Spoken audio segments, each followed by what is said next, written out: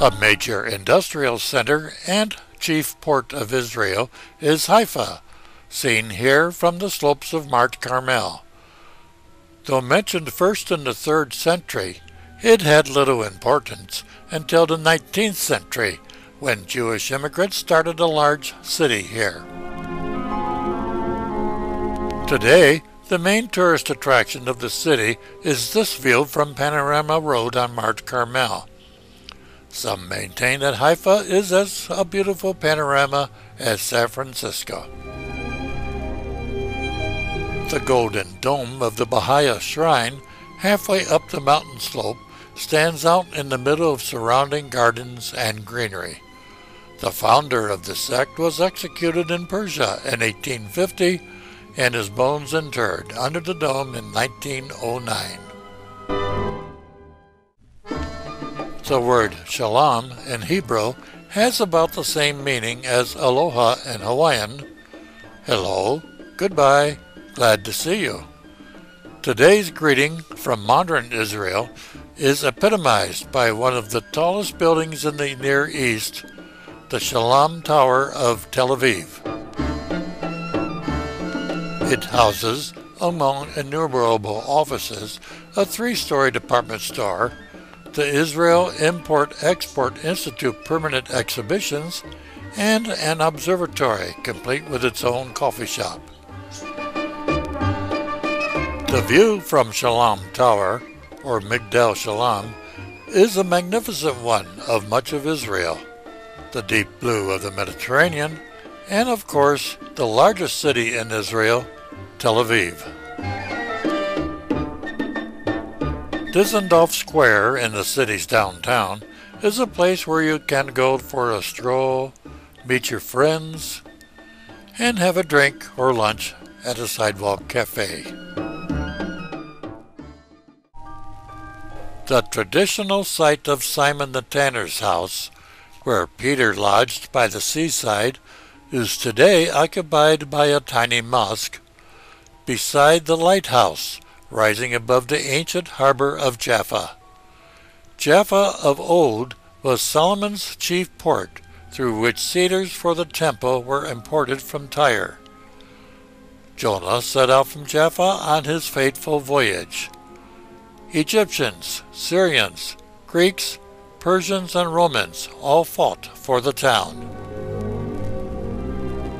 Today, Old Jaffa is more a reconstruction than a restoration.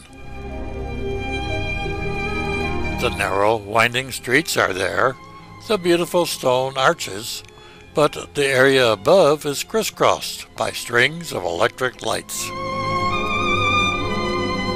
And unlike the busy marketplaces like Acre, the mixed bustle of pilgrims and Arabs in Nazareth, the constantly living past of the old city of Jerusalem, this old town is curiously empty of people. For Jaffa is Tel Aviv's old town today. Surviving Turkish Arab houses have been extensively restored as restaurants, nightclubs, museums and studios, and sales centers for artists. So Jaffa now is a city of the night. During the day, everything is closed up. Nothing moves, and our little link of the ages past stands lonely guard over the blue sea, just visible between the walls of the rebuilt old town of today. So Israel is a place that is building, or excavating, or restoring, but always on the go. And Tel Aviv is a city of many faces, of modern, stark architecture, eased by clean landscaping, facing out on the enticing, sparkling Mediterranean. The two are separated by miles of sandy beaches, providing a Riviera-like quality for the people to come and enjoy. And yet, there is another side of Israel, as yet unexplored. We are about to find this in the open marketplace. A major industry of Israel is agriculture, and some of the fruits and vegetables and fowl find their way here. A fellow pushing a wheelbarrow full of these chickens through the marketplace obligingly stopped to let that silly tourist take a picture of his birds. Every day is bargain day here, for it's a continuous state of bargaining for today's groceries from the various vendors. Here, everything from soup to nuts are sold, and a fine variety of nuts you'll find, along with the baskets you can carry them home in and the glassware to place them on the table. But the main commodity here is from the fields and orchards, for contrary to much belief, Israel is not all desert, far from it as easily seen here. My, don't those look luscious now? I'll take mine with ice cream. Whipped cream topped with nuts and a cherry. Oh yes. The color of growing things here is not all to eat, though. The hallways are lined with these blossoms of many colors.